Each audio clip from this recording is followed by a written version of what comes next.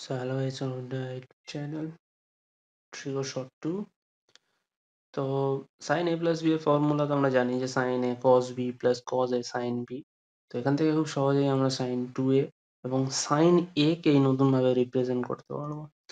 Okay, sin a plus b যে ফর্মুলাটা আছে সেখানে b কে আমরা যদি a দিয়ে রিপ্লেস করে দিই তাহলে আমরা পেয়ে যাবো sin a plus a is equals to sin a cos a plus cos a sin a, that is sin 2a equals to 2 into sin a cos a।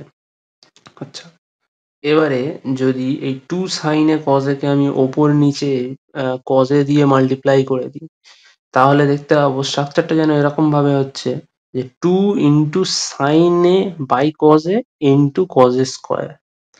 এখন sin a by cos a কে আমি বলতে পারি tan a and cos a square a কে আমি বলতে পারি 1 by sec square a। তো আমি পেয়ে যাচ্ছি 2 into বা 2 tan a by sec square a। এখন আমরা জানি যে sec square a minus tan square a equals to 1।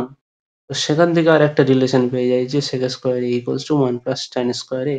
সেই রিলেশনটা যদি এখানে আমরা মানে ইমপ্লিমেন্ট করি দেন আমি দেখতে পাবো যে sin 2a equals to 2 tan a by 1 plus tan square a।